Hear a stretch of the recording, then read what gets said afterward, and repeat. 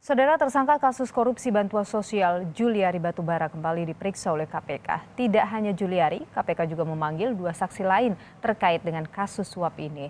Tersangka Juliari Batubara dengan menggunakan rompi oranye kembali diperiksa penyidik KPK.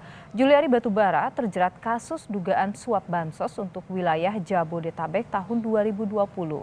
Selain Juliari, KPK juga memanggil 2 saksi lainnya, Direktur PT Galasari Agro Niaga Sejahtera, Adi Widiharto, dan Suwandi dari pihak swasta.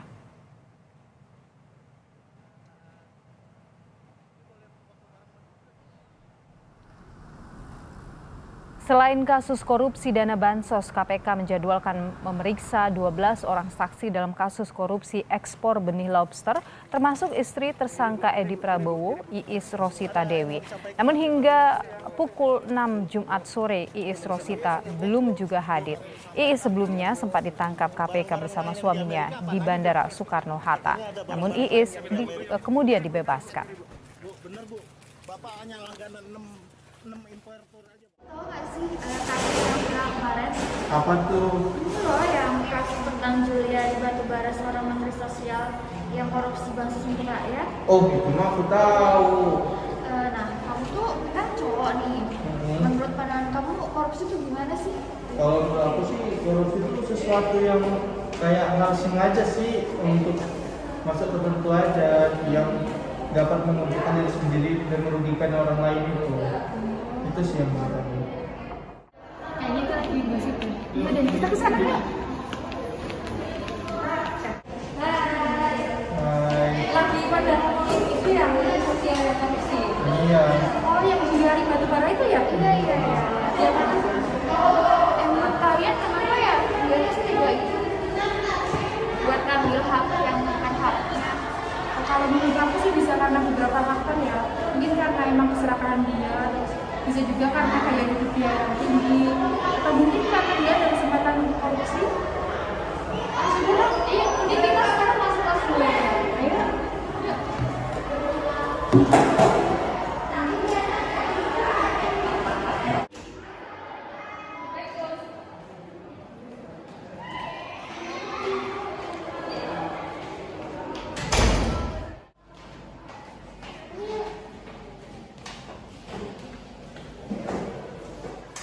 Pada tanggal 4 Desember 2020, tim KPK menerima informasi dari masyarakat akan adanya dugaan terjadinya penerimaan sejumlah uang oleh penyelenggara negara yang diberikan oleh AIM dan HS kepada MJS, AW, dan JPB.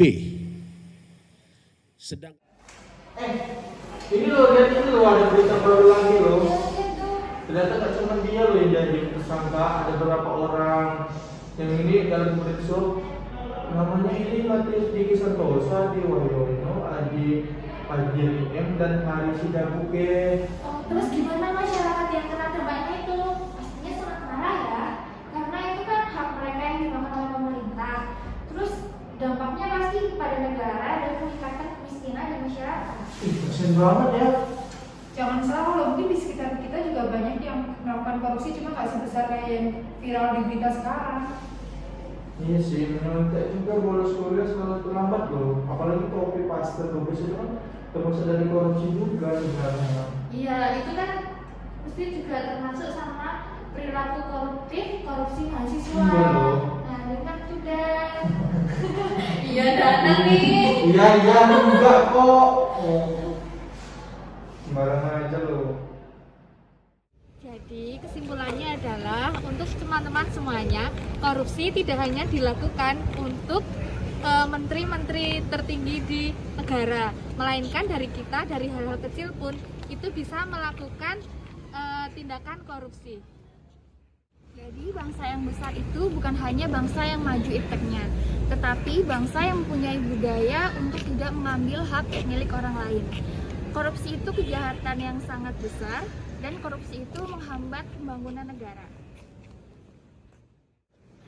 Sebagai generasi penerus bangsa, marilah kita berantas korupsi bersama-sama. Makanya jangan korupsi, stop korupsi.